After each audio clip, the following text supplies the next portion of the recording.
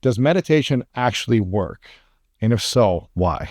Well, we use meditation for three things in the work that we do, because I am in the business of studying how people change, why we change, how we change, and why is it so difficult to change? And if I do change, will my life change? That's kind of the experiment, right? So the first reason we use meditation is to become familiar with a personality that's hardwired, conditioned, habituated, to break down that personality. So you have to become familiar with your thoughts and your beliefs, your behaviors and attitudes, and your emotional responses. That's become so familiar, so conscious that you don't go unconscious and default back to the old personality, because then your life will stay the same.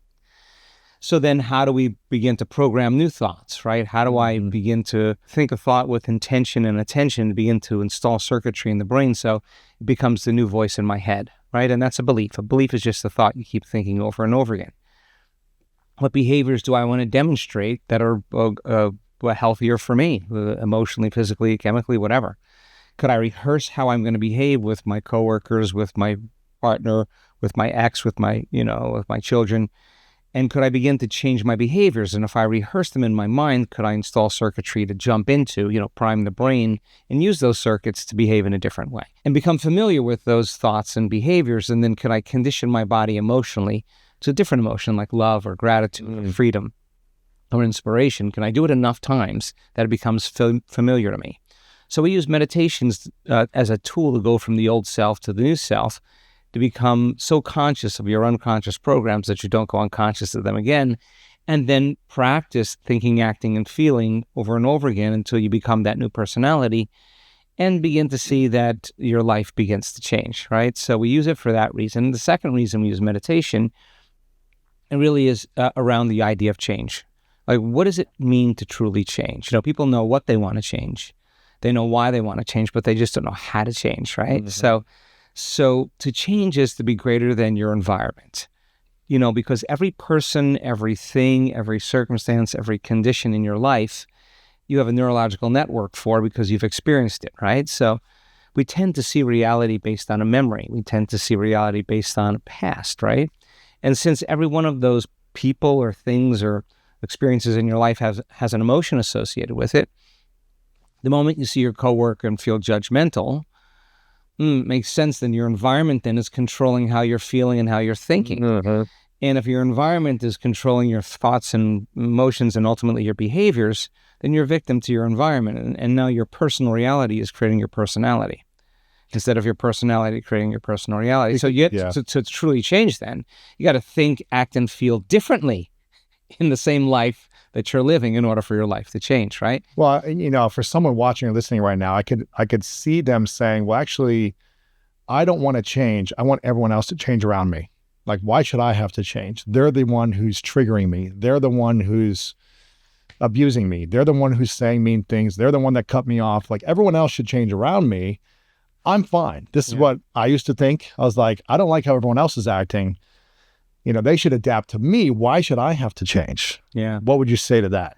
I would say that when the pain of your discomfort outweighs your fear of making a different choice and stepping into the unknown, you'll actually decide to change, because you'll sooner or later realize that the person who's betrayed you 5 years ago has gone on and lived their life. And the only person that's being affected by your thought or your emotional response to that person is you. It's like drinking poison, expecting the person to die.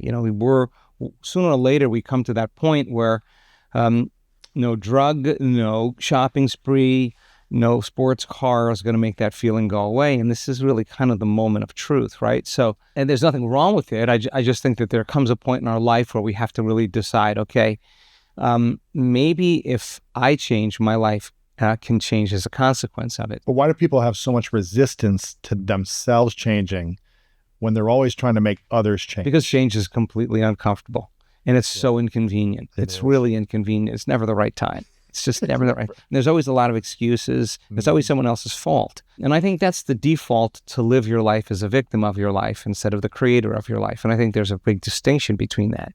Because if the environment is, your response to your enemy. The only reason you see your enemy the way you see them is because of the experience you had with them or the experiences you had with them. Another person can interact with your enemy and have a completely different experience of them and see them through the lens of that experience, right? Yeah, they could be the greatest person in the world to someone else. Exactly. So our thoughts about our enemy and our emotional responses to our enemy, justified, valid or not, the only person it's affecting is me, right? And the stronger the emotion that I have to some person or some problem in my life, the more I pay attention to them. And where I place my attention is where I place my energy, right? So I'm giving my power away to change because of that person or that circumstance. And even if you said, Lewis, why are you so upset? You say, it's that person, that person in that circumstance is causing me to feel this way and think this way. Well, what you're really saying is my environment is controlling my thoughts and emotions and behaviors, and I'm victim to it. And so usually it takes crisis, when the pain of your discomfort outweighs your fear of the unknown or your fear of change. That's the moment people finally go, I got to change, right? When no drug, nothing else is working, you're left with you, right? So we teach that to change is to think, act, and feel differently in the same environment. And if your body has been emotionally conditioned because you keep remembering the problems in your life and feeling the emotions associated with them, your body's being conditioned into the past, and the body's being literally believing it's living in the past. If I run through the same habit every single day, thinking the same way, making the same choice, doing the same thing, creating the same experience, and feel the same emotion over and over again, if I do that enough times, it becomes habituated, it becomes more automatic. And that's when we lose our free will to change to a set of programs, right? So to change then is to be greater than the body as the mind, be greater than the habituations it's created, because a habit is when the body is the mind, and to be greater than those emotions that keep us responding and reacting as if we're in the past, right? What do you mean by that, when the body is the mind? If you think about a problem in your life, the problem in your life is connected to certain people with certain, conditions at certain times in certain places. The moment you remember the problem, you're thinking in the past, yes? But the thought, the memory is producing the emotion, and the emotion that you're feeling seems very real in the moment. Yes. When the body's so objective, it can't distinguish between the experience that's creating the emotion and the emotion that you're fabricating by thought alone. So the body, it's reliving the past, right? So you take that thought and the feeling, the image and the emotion, the stimulus and response, and you're going to condition the body into becoming the mind of that emotion. Now the body's believing it's living in the past 24 hours a day, 7 days a week, right? And many people wake up and start their day with their entire state of being in the past. They think about their problems, they feel the emotions, they get back into the familiar known self, right? So this is where it gets really interesting, because the 5% of our conscious mind is working against 95% of what we program subconsciously. Wow. So you could say, I'm happy, I'm healthy, I'm free, I'm abundant. And your body's saying, no, you're not. You're miserable. You're in trouble. You're unhappy. And the thought never makes it to the body, right? Why does it never make it to the body? Because it's the mind and body are in opposition, right? The body can't accept the information of that thought, because it's not feeling the feeling of that thought. It's feeling a different feeling. And the body is the mind of the past. Now, the person may forget about the problem or the past event in their conscious mind, but the body never forgets. Really? The information, the trauma is in the body now, because the emotion is the signature chemically that's stored in the body. So when you decide to change and you say, I want to get healthy, I want to get wealthy, I want to get free, the body says, listen, man, that means we got to get out of this misery. Interesting. And I'd rather stay in my suffering and my pain than take a chance and possibility, because it's been trained. It's all it knows. That's all it knows, is that safety to be there. The unknown is too dangerous. It would rather cling to their unhappiness than take a chance and possibility. And if you've done something so many times, complain, those neural pathways are going to forge really big trunks. And it's going to be automatic. You could complain and you're going to make it look easy, and it's not going to be hard for you to complain. And that's because your body has done it enough times that it knows how to do it better than your conscious mind. So it's automatic, right? So this is all really great when you're in the comfort zone, living the life that's, familiar to you. But the moment you say, I want to change, right?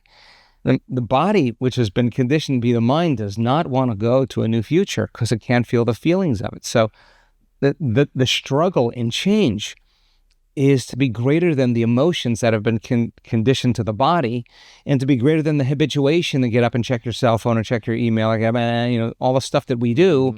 You can't be in the present moment when you're doing that. So it takes an enormous amount of energy, an enormous amount of awareness to be able to settle the body down, because it'll do anything it can to unseat us. You're dying, you're going to have a heart attack, I'm in pain, all the body's resisting this movement. But what we discovered in the research that we do is that if you go past that point where you think you're done, and then you go past that point where you're sure you're done, and you go a little further than that, that's the moment the brain changes the most. And that's the moment the body changes the most, because you're stretching it out of the known. You're stretching it into the unknown. Nothing dangerous happens, and it starts to relax more into the unknown. So what I'm hearing you say, correct me if I'm wrong, you can't just think alone to change the body. You need to be able to also change the body and relax the body. In the emotional state, yeah. In the emotional state. And we can get to that in a second. Yeah. Well, think about it. The unknown is a dangerous place in survival. Even if it's a healthy place. Yeah, but if it's unknown, we come pre-programmed with all this biology for survival, and you get a better chance of surviving if you run from the unknown, right? So it goes against the survival systems in the brain and body, and the protective systems as well. So then if a person is sitting in meditation and they start thinking about their enemy, or they start thinking about their coworker, or start thinking about their cell phone, they're not in the present moment, right? Or what happened yesterday, or what's going to happen in the next 15 minutes. And this is the disentangling from the program. So if a person can catch themselves going unconscious, we discovered that the only way you actually become conscious, is to catch yourself enough times going unconscious that you no longer go unconscious to it's too hard, I'll never change. You've confronted it enough times, you're aware of it enough times that voice or that thought has no power over you any longer. And this is where people usually rather get up and turn the TV on, right, than sit in that discomfort. So when the body gets agitated, when the body gets impatient, when the body gets frustrated, when the body wants to get up and do something, it's programmed to do that, and you're sitting in a meditation and you notice you're getting agitated, instead of saying, I can't meditate, you bring that body right back into the present moment, and you lower the volume to that emotion. You take your attention off that problem. That's the victory. That's change right there. That's worth more than all the gold in the world. That one moment. Because you're telling the body it's no longer the mind. And you're saying, I'm the mind now. And the body bucks and kicks like an unbridled stallion. It just doesn't want to do that. And all of a sudden it starts conjuring up thoughts, why you should leave, and does all that stuff, and you catch yourself doing that. You bring your body back down into the present moment. Now you're executing a will that's greater than the program to do what we do that's familiar. Because your thought of your mind is saying, think about this other thing, get up, this is painful, right, this is annoying. When it's thinking about something else to give you relief. Right, and that's the relief from the unknown, right? And it's kind of interesting, because this is the last point about why we use meditation around the idea of change, to be greater than the environment, to be greater than the body, and now to be greater than time. Because if you're feeling the same feelings and you're thinking thoughts that are memories from the past, that's familiar. That's the familiar past. If you're trying to anticipate what's going to happen, and you can predict what a person's going to do, if it's predictable because they're habituated, that's the known too. That's the predictable future. So if the familiar past is the known and the predictable future is the known, there's only one place left where the unknown exists, and that's the present moment, right? And we got to labor for that present moment, and it takes a day or two to get beyond yourself. But the moment the person can finally relax into the unknown, and they can relax into the present moment, there's a dramatic physiological shift that goes on.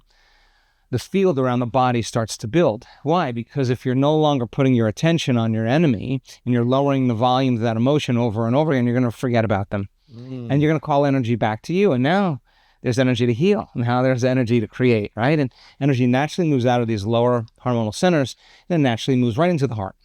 And a person can actually relax into the present moment by relaxing into their heart.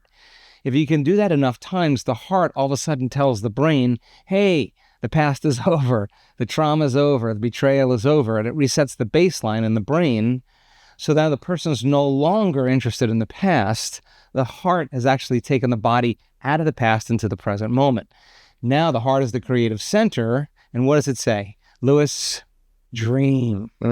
Dream of a new possibility. This is your imaginary state. This is where the brainwaves change. And all of a sudden you start thinking about possibilities you'll never have ever thought about before, because you're feeling the emotion of that future. And because you can feel the emotion of that future, you can put your attention on it, right? And where you place your attention is where you place your energy. Keep making that thought and that feeling, that image and that emotion, that stimulus and response. And now you can condition the brain and body to look like the future has already happened. Now, this is where it gets exciting, because now the experiment continues. That means that if I've truly changed my state of being and I've conditioned my body emotionally into the future, I would no longer be looking for the event any longer. When's it going to happen? Because if I feel the emotion of my future, why would I look for it? This is when the synchronicities, the simultaneities, the synchronicities, the opportunities start to kind of come to you. Like you're not going anywhere and working hard and doing a lot of things to get it. Somehow they're kind of coming to you in ways that you hadn't thought about or you expected. And that's kind of the wake-up call to say, Lewis, you're the creator of your life. You're not the victim of your life, right? So we use meditation to be greater than our body, to be greater than our environment, to be greater than time. And if you close your eyes and you disconnect from the outer world, you play music to fill the space, you can't hear the coffee, you can't hear your kids, you can't hear the lawnmower next door. Your inner world is starting to become more real than your outer world. Yeah, you got to get past yourself in the beginning, but if you do that really well, if the change is to be greater than your environment, to be greater than your body and greater than time, we use meditation to take all of your attention off of your environment, all of your attention off your body, and all of your attention off of time. In the moment a person is no longer aware of their environment and the people and the objects and things and places, they're no longer aware of their body and they're no longer aware of time, they're no longer in the program. That is the moment they're liberated, and there's a dramatic change that happens in the brain and body. So we labor for that moment called getting beyond yourself, right? The third thing we do meditation for is to get beyond the analytical mind. And what separates the conscious mind from the subconscious mind is the analytical mind. And about 5% of who we are is our conscious mind by the time we're in our late 30s. And then the 95% that's been programmed because of certain habits and behaviors or beliefs and perceptions and attitudes and emotion and reactions and emotional conditioning, that 95% has been programmed subconsciously. So we teach people how to slow their brain waves down. Well, we figured out a way to teach them how to slow their brain waves down and get out of the thinking, analytical, critical mind and get beyond it so you can enter the operating system where those programs exist and rewrite the program. Thank you so much for watching this video. If you enjoy this and you want more inspirational content, make sure to click the subscribe button below and click right here to watch what's coming next.